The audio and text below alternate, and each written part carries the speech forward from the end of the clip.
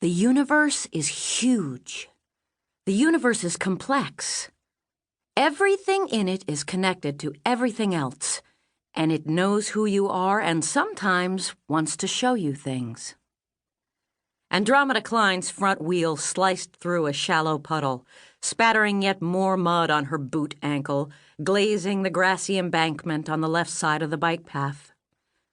Trismegistus, she said under her breath, invoking the Egyptian god Thoth, lord of language and magic.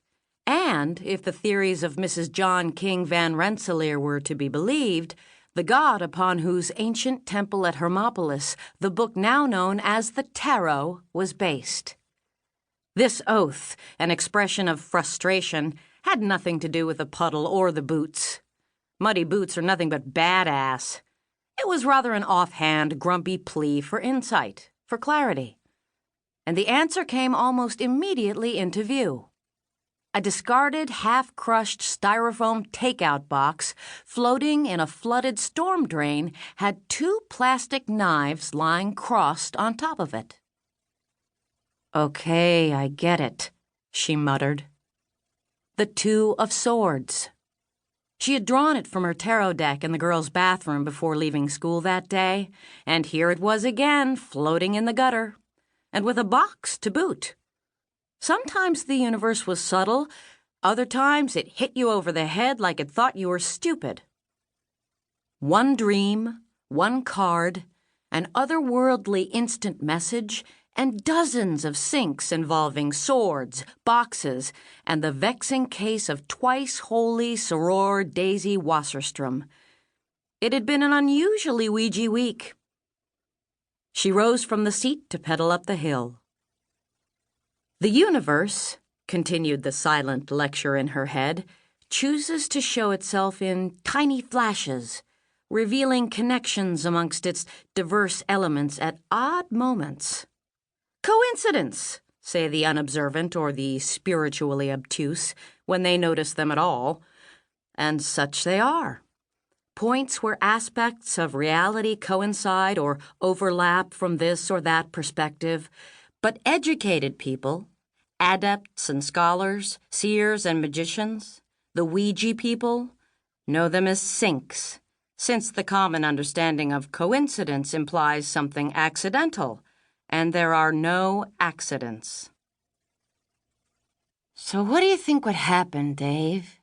Andromeda continued, out loud now, practicing a well-rehearsed portion of her tarot lecture, "to an adept armed with a perfect model of the universe?" Dave Klein was Andromeda's cat, upon whom she often practiced her orations, and to whom she tended to address them without regard to his physical presence. He was a tough audience either way, and his steely stare would, she imagined, prepare her for the hostile response of many of her students when, far in the future, she would deliver her notorious series of lectures on magic theory and practice in a hidden underground hall in the secret labyrinth beneath the Warburg Institute in London.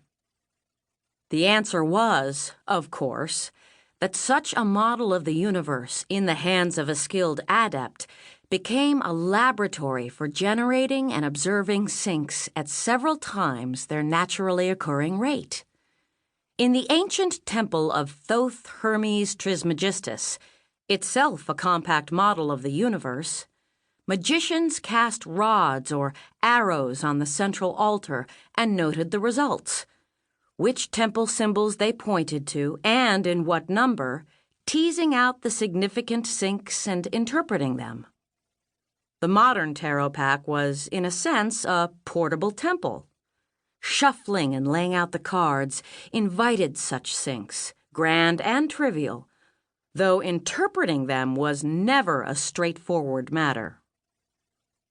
That was Andromeda Klein's best, simplest answer for why and how the tarot worked, aware though she was that her views on the matter were controversial. The tarot was a collapsible temple, a laboratory, a sync factory. If anyone ever bothered to ask, she would be ready, and this answer would figure prominently in her Warburg lectures, to be published in volumes 3 through 4 of her soon-to-be-celebrated, as yet unwritten work of magical history, theory, and practice, Liber K. The main road in front of the school parking lot had no bike lane. This period immediately after school let out was perilous.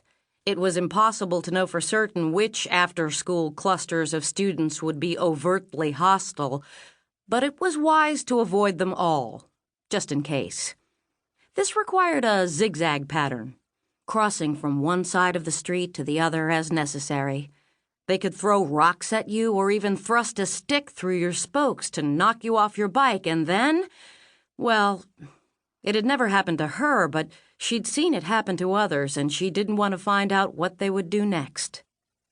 A few kids yelled at her unintelligibly as she zipped past, or at least she was pretty sure she was the one they were yelling at. Some unpleasant variation on her name, perhaps, or the perennial favorite, "No ass." It was nice of them to take the time to bring it to her attention, but Andromeda Klein, as it happened, needed no reminder of that particular deficiency. She was well aware.